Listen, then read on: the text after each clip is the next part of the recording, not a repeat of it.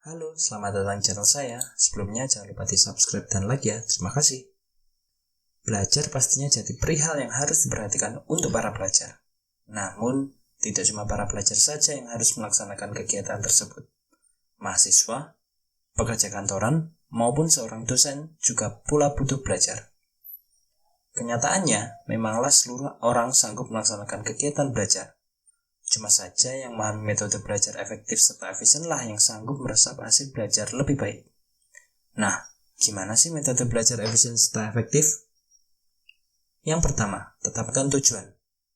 Metode belajar efisien serta efektif ialah diawali dengan menetapkan tujuan maupun sasaran. Misal, tujuanmu belajar merupakan buat merambah akademi besar ternama di Indonesia. Dengan merambah akademi besar tersebut, kalian wajib mempunyai nilai yang pastinya mumpuni.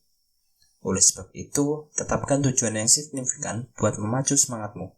Misalnya, semacam tes semester nanti, kalian hendak menargetkan memperoleh minimum 80 buat pelajaran matematika. Kedua, atur agenda belajar. Metode belajar efisien serta efektif yang kedua merupakan mengendalikan agenda belajarmu. Dalam perihal ini, kalian wajib disiplin dalam menaati jam belajarmu. Misal, dari jam 7 malam sampai jam 8 malam, kalian wajib belajar. Jangan kurang. Ingat buat istirahat sepanjang 5-10 menit dikala kalian lagi belajar. Belajar tiap hari merupakan salah satu kunci supaya hasil belajarmu lebih banyak terserap ke otak dibanding dengan belajar dengan sistem kebut malam. Apalagi bila kalian cuma menghabiskan 20 menit buat belajar. Itu lebih baik daripada tidak sama sekali. 3. Buat atmosfer belajar yang nyaman. Buat atmosfer belajar yang nyaman supaya kalian senantiasa fokus dalam belajar. Sebagian orang terbiasa dengan atmosfer yang hening serta tidak banyak kendala, hingga dapat belajar di kafe yang tenang. Namun, terdapat pula seseorang yang belajar lebih kilat terserap bila sembari mencermati musik. Seluruhnya bergantung pada dirimu. Kenali dirimu serta buat atmosfer belajar yang senyamannya. 4. Membuat ringkasan.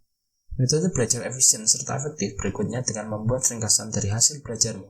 Kalian dapat menulis pokok-pokok berarti, dapat berbentuk poin-poin dari bahan belajarmu dalam suatu novel, semacam rumus. Dikala membuat rangkuman, sesungguhnya kalian lagi mengulang modul yang sudah didapatkan.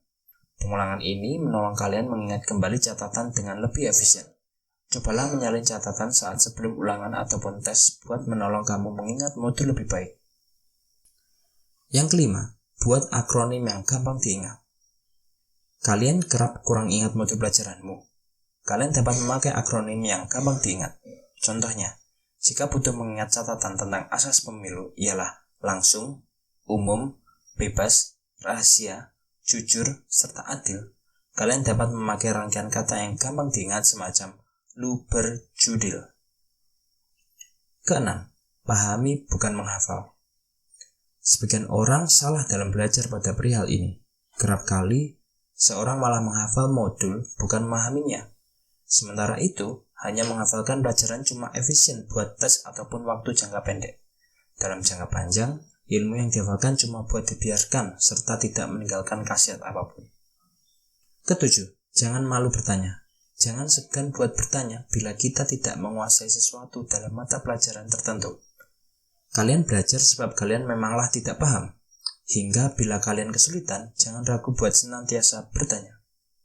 Kalian dapat bertanya kepada temanmu, belajar bersama ataupun dialog, sanggup membuat belajar jadi lebih mengasihkan. Yang terakhir adalah pantang menyerah. Bila seluruh telah kalian jalani, serta masih belum menggapai sasaran, bukan berarti kalian kandas. Senantiasa yakin diri serta terus berupaya. Senantiasa tenang serta pantang menyerah. Tidak terdapat jalur